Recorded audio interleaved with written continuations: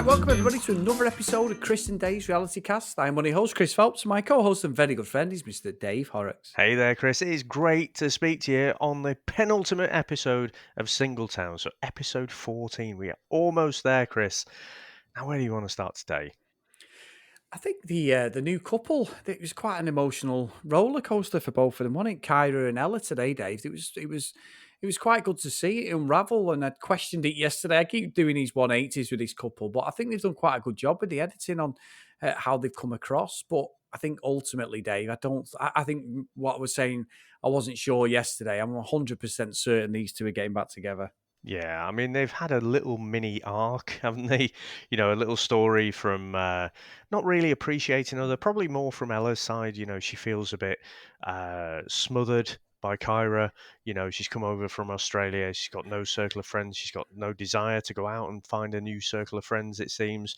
But both of them seem to have grown, don't they? And, probably coming to the same conclusion that you know what, fuck it. I don't know whether I still don't know whether I like boys or girls, but I do know, the person I'm with right now is the person I want to be with. I want to get out there and want to give him a big hug and tell him how much I love him. So, yeah, I still, I know I've been going on like a broken record, Chris, but this is fucking Temptation Island, isn't it? It's not Yeah. Singletown because they're not really single. No one in there, apart from Jeremiah initially and that, they think they're single. George for the first episode probably thought he was single as well and then regretted it. So yeah, this is like a British Temptation Island. Now, Ella, what did you make of that date? Going to the zoo and shoveling shit for your first date. I know, honestly, watching that, I was like, that is never going to work. The girl she meets and that, obviously, there was no connection there. You could see it. But even if there wasn't, there may have been a friendship. But to go into his fucking zoo and be shoveling shit, I mean, was that like a punishment or something? The producer must have run out of fucking money. I don't know what's going on there. That's a terrible, on any reality show, I don't think I've seen a worse fucking date than that shoveling shit. Why would you even find any solace or common ground with somebody doing that? It's nonsense. I think it's more. I mean, I wouldn't rule it out of ever doing that, and going and tending to the animals and stuff. I'm not saying it's a terrible date, full stop. But for a first date, I don't think it's the best, really. Especially, I mean, the girls seem to like have a bit of a phobia around animals, so she must have been shitting it herself. Yeah, yeah, literally, literally bizarre, Dave, bizarre. I was pissing myself watching it because I'm just like, this is fucking ridiculous. But again, it's everybody who Ella's gone on a date with. It just comes back to Kyra every time, doesn't it? It's full circle. All she's doing is comparing these people, and it literally nothing really other than the guy on the first date has really given her anything Yeah. to sort of turn her head. And I think when she was crying in the room, saying like, I need to say sorry, I've took her for granted, and that I think her mind is made up, Dave. It's absolutely done as far as I'm concerned. And it's nice as well, isn't it? Because sometimes, you haven't figured out your own thoughts on stuff. And so it seems for her going out on these other dates, which let's face it, unless you're on some sort of reality TV show like this, you're not gonna you're not gonna go through this, are you? Can you imagine having that conversation with Sam? Sam, things are a bit rocky. I think we should date other people for the next month and just, help find ourselves. I'm sure that could go down really well. Actually, I've just watched Apollo Creed get mullered by Ivan Drago, so I imagine it'd be similar to that. I'd come in all flash and everything, wouldn't I? Just Yeah, get dropped straight away. sort of Throw in the towel. moonwalking, living in America. Bang! Throw in the goddamn towel. Throw Throw in the towel. Yeah, that would be me, wouldn't it? Throw in the goddamn towel. It's the humanity. So, fucking bollocks to but be ripped apart, but Dave, wouldn't it? But anyway. yeah, so Kyra's not actually done anything. It's just Ella herself has come to that realization, and like you say, she hasn't had a connection with anyone, and she does seem to have genuine regret of how she's treated how she's treated Kyra. So yeah, I think that there's no question in my mind for the next Love Locket ceremony, she's been going to be showing the heart. And I think on the other side as well, I think Kyra will, even though she was egged on to to text Hugh, and Hugh came over. What did you make to that interaction? Well, let's be honest, Dave. The fucking jokes about his name were absolutely terrible. Let's just, but no, I mean, I thought she was a bit rude, to be honest, because she said, "Oh, he's got no fashion sense" or something like that, or his clothes are shit. I was like, and then to be fair, he brought it back. Well, you'll have to take me shopping, But I was like, that's just fucking rude to me. That you Yeah. don't say stuff like that. I know that could be the Aussie humour lost in translation, but it just was plain fucking rude. And he took it well. To be fair, I was more annoyed than he was, to be honest. Yeah, I mean, he rolled with it, didn't he? Mm. Bit of a good comeback, bit of a good, quick, witty comeback. I mean, I was the same as you. I mean, that jarred with me a bit, and Chris, I think it is so disrespectful to call out someone for their clothing, especially Yeah. from Where's Fucking Wally. Sorry, I couldn't resist. But I That did was think you it was said a that, little Dave, bit. yeah? I did think it was a little bit pot calling the kettle black in that scenario. I don't know whether it's just one of those verbal diarrhea things where she's got nothing interesting to say, so she's just spouting nonsense. But I didn't particularly think he had bad clothes sense, and I think he's a good looking young lad. So I don't know. I was a bit confused by that, but clearly as well, Kyra's just come to the conclusion she doesn't want to be there. She doesn't want to go on these dates, and she just misses Ella. So again, I Yeah. think these two will go and ride off into the sunset together, and having discovered things about themselves, which makes them love each other more. So I think for the show, a good success story. I'm predicting, but I mean, let's Yeah. see. Been wrong about Yeah. 50% of the time. I'd say one couple we're not going to be wrong about, Dave, is fucking Nat and Meg.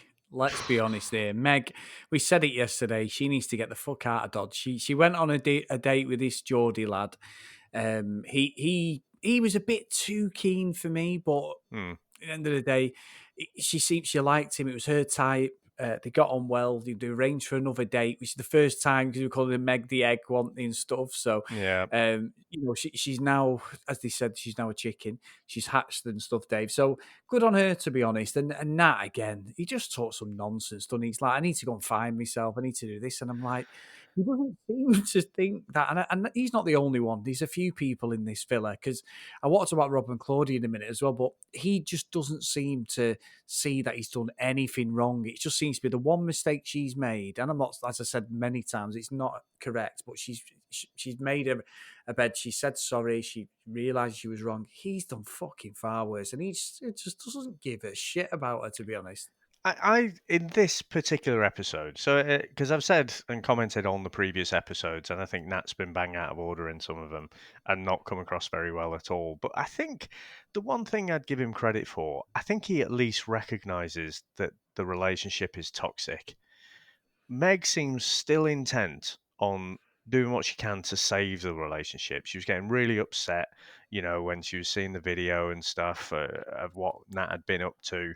And again, I tell you what, Chris, where this isn't Temptation Island is where they show the videos, because I actually think the producers are being quite nice. They Yeah, don't necessarily show the most incriminating footage. I mean, they could have shown, when Nat had his hands all over Ellis's arse, but they didn't. yeah, um, and I don't think they needed to, but I think that is one thing I'll give Nat credit for. He does recognize it's a toxic relationship. It's going to hurt for a while to split up, but I think he knows that that's what needs to happen. yeah, yeah. And I think you're right. I think it's just run its course. She says she loves him, but she just can't be with him, and I get that. Yeah, yeah, It's fucking bullshit. It's just one of the things. I hope that they both find happiness one way or the other. And I do hope he grows up, to be honest. I really do. I think there is a good lad in there, Dave. It's just unfortunately his surroundings or the people he has as friends don't do himself any favours because his ego seems to be too much. And then we all go through that. I'm sure as he gets older, he'll turn into. He probably is a good guy, but like I said, maybe it's just what being on this show has just brought out a side to him he didn't know he had. yeah, yeah, Because I'm still dubious about a lot of the relationships, like where they live, because she's from Birmingham, Meg, and he's obviously Burnley. So I'd be interested. They've been together for a long time. Does he live in Birmingham? Does she live in Burnley? I mean, it doesn't matter. Or did she live in Burnley or wherever? And some of the other couples as well. It's interesting how like they've all got together and stuff because there is on some of the couples there is a geography. There's Geological, that one as well. Yeah, there's a difference. geographical. Geographical, even. Yeah, don't know what I'm fucking been taking, but no, I just think Meg. I really like Meg as a person, so I just think she needs to move on now. Yeah, Hopefully, I but agree. Dave, I want to talk quickly because they did this VT thing where they showed all the couples, didn't they? Of like each partner had gone on dates, what the sort of the final sort of conclusions were, because this was the last time Emily and Joel were going to be in the apartments and that. And Rob and Claudia again, I don't know what's going on here, but like Claudia just will not accept anything. He's like, it was pretty much my fault, the relationship. All right, I said it yesterday. Yeah, She's like, I'm glad he's admitted it was all his fault. yeah. It's like, that's not how life is, I don't like it. I'm No. with you. I got down in my notes. Rob Rob admits all his mistakes. Claudia finally agrees, They get back together. and then they're going to get back together on that premise. No, I'm sorry, Yeah. but again, we were trying to predict yesterday, and I guess it's narrowing down now, isn't it? It's becoming more obvious which way we think people are going to vote. So I think yesterday, I think I said that Claudia wouldn't. She'd want to spend a bit more time, but I wasn't sure that last date with Bailey was so bad. I think that might have shocked her a bit into thinking, actually, you know what, Rob might be an all right guy. But to get back on the premise that Rob said, everything was my fault. I released coronavirus into the atmosphere and infected everyone. Lockdown, it's all me. And Claudia's like, yeah, yeah, yeah, I agree with all of that. No, that's not a basis for reconciling differences at all. No, it's not. And look, Dave, things happen, don't it? It could change. Their relationship may be stronger than ever. Do you know what I mean? But it just seems so bizarre that he's accepting every, and that's not a guy code or anything. I think if Claudia was doing the same, if she was like, "It's all my fault," and Rob's like, "Yeah, it is her fault," it's like, no, it's not. It doesn't work like that. It doesn't matter Yeah. how in the wrong you think somebody is. You still have to burden, and you still have to take responsibility for what you do, whether you like it or not. So we'll see with that, Dave. I think they're going to get back together now. To be honest, I mean, what Claudia was saying, it just seemed Yeah, yeah. too obvious, and he doesn't want anyone else, so he's going to pick a heart, and I'm presuming she probably is now. So we'll see with there. But then, Sorry, Chris. What do you reckon to Selin's little confession that when Jeremiah goes to work, so glad she you said that. rifles through all of his stuff looking for Yeah. evidence of what he's been up to? Well, you know what? Fuck That's the only me. note. That's the only note I'd made because we've not heard any of this through the whole series, and especially give Jeremiah a bit of stick at the start. I've really come round to the guy. I think he's a good lad. And selling we've stuck up for, other than the fact that she does seem to bear a grudge. But when she said to Claudia, I was the same day, my fucking jaw was on the floor. She went, "Well, I'll have to stop being a little bit psycho, won't I? Like when like you just said, when he goes out, and I even go down and get his washing out, look at what clothes he's been wearing. I'm like, what? Do you sniff them as well? It's like, what the holy fuck are you doing? That is not no. Now it could also be a circumstance of what he's done, Dave, because he's already said Yeah, he's mistreated her. So it may be if he has cheated on her, or there's been something which was alluded to at the start of the show, then maybe it's drove her to the point where she's gone from completely one extreme to the other. But the fact that she's checking his clothes, I'm like, you guys, seriously, that is not going to go fucking well, is it, down the line, that at all? yeah. I mean, it's another one.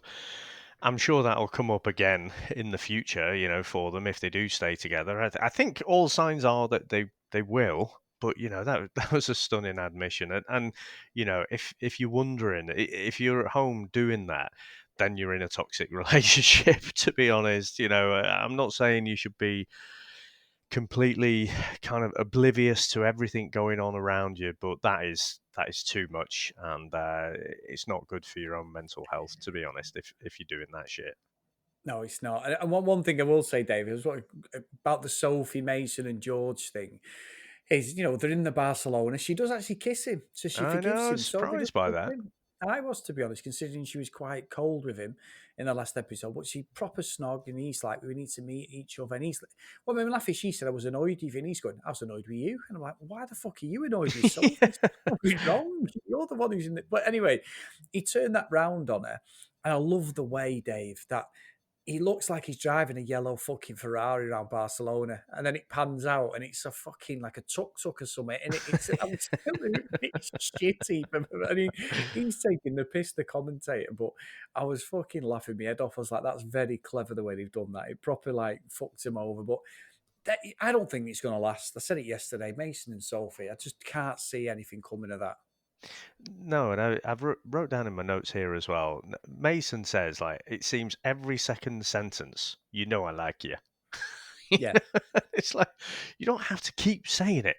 You know, say something else, discuss something. What are your common interests? You know, so I don't know. It just seems slightly off. She's more into it than I thought she would be, to be honest. But you know, she's possibly getting a bit giddy. She's out there in Barcelona. It's quite nice and everything. So yeah, she seems to. I'm not ruling out that she'll give him a free pass for you know, the whole lie thing. But I don't really see. I don't see any real remorse or even an acknowledgement that he's lied. So I just don't know. I just don't see. I, I think that's going to be the one when it's happened that early on. It's just going to keep reoccurring. I'd have thought, you know. So even if they try and make a go of it, I think it'll always come back to this. And you know, the first little element of doubt, something might come up. You know, maybe he comes home half an hour too late from the pub or the gym or whatever, and you know that'll come up. So yeah, I don't really see a future. Sophie does. She's definitely over George, isn't she? Though, so whether it's yeah, Mason or someone else, she's gone. But she does seem quite considerate of how George feels, and you know, George, he's writing his letter there, isn't he? Trying to find a pencil so in case he needs to redo it, and yeah, he just contradicts himself within two sentences, doesn't he? He kind of yeah. he wants to move on. He's saying he should move on, so you know she'll realise what she's lost. But then he just wants to pour her heart out. And the thing I don't get, Chris, is like he's writing down. He's saying, well, you know, I just wish you'd have gone about it in a different way. What other than going on Singletown, other than calling Yeah, you know each other your exes? I don't think you can be more blatant, can you? no, and I'm with you on that. When he heard him say that, and also there's a couple of things. When he starts writing it down, I was just waiting for one of the cast to say, and maybe they probably do watch it, but I was waiting for someone to go, "We were on a break," Yeah. Friends, because it was just like it was 12 pages, War and Peace, back, back to front when Rachel sends Ross that letter, when he's that girl. But George's what it is with George is, and I said it loads of times, so I am going to be like a broken record with this. But what I don't get with him is he's treated her, openly admitted that he's treated her despicably. You know what I mean? Like Yeah, absolutely just ragged it and just completely fucking had her off and stuff. And then she genuinely, he's like, I can't believe the way she's treated me. And it's yeah. like, Yeah. well, why? I'm such a great guy as well. Such a great Yeah. catch. Yeah, and that's he's doing a bit of a Claudia. He's not accepting his part of the deal when he's fucking had her off.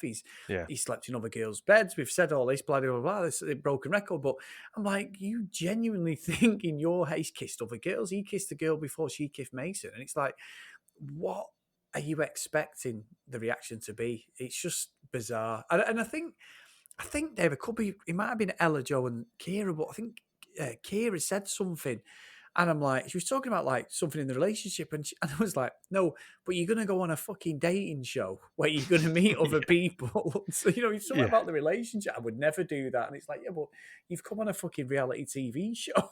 Yeah. So what do you expect? It was a bizarre comment, but anyway, penultimate episode out the way. Brilliant. We're going to get straight on to the final. And I can't wait because he was left on a cliffhanger with Sophie and George meeting up in the bar and then it Oof. all went off. So that's going to be fucking fun. This is a nice twist. I mean, I still say I prefer Temptation Island's approach, where you know the contact between the two villas is quite you know limited. You only get little tiny snapshots, whereas you know there seems to be a bit more crossover between this lot. I don't know that looks pretty painful, that date. So this twist of they're going to go on a final date with their ex. And I think for Sophie and George, I don't know whether it was a bit of editing, but it seemed to be basically he sat down and went, I love you, but I hate you. Yeah. It's like, good start, George. Good start. Yeah. You're definitely going to be proposing at the end of this conversation. But again, it's going to be good TV, Dave. Yeah. No, it's going to be a good finale, to be fair. So, I mean, sometimes make poor comparisons to Love Island, and say this aspect of Love Island is better. But by the time it gets to the final, Chris, and all the drama's leaked out, and it's usually a bit of a damp squib, the Love Island final, isn't it? Yeah. Whereas the final, show for this one looks like it's going to be a bit tasty. So I'm really looking forward to this one. Yeah, being the fucking pair of gossips that we are, Dave, it'll Exactly. be absolutely perfect. So if you want to get in contact with us before the finale of Singletown, at cdrealitycast. If you want to email us, cdrealitycast@gmail.com. And as always, drop us a review if you can, guys, in your podcast catching up. Dave, great episode. We've got Labour Love coming up in the next couple of days, episode 4 as well. So hopefully that'll be getting a bit juicy just as we finish Singletown. And as we keep saying, it's Love Island on Monday. So let's see how we go, Dave. I can't wait. Yep, it's going to be good. Excited. See you next time, Chris. See you, mate. Bye. Bye.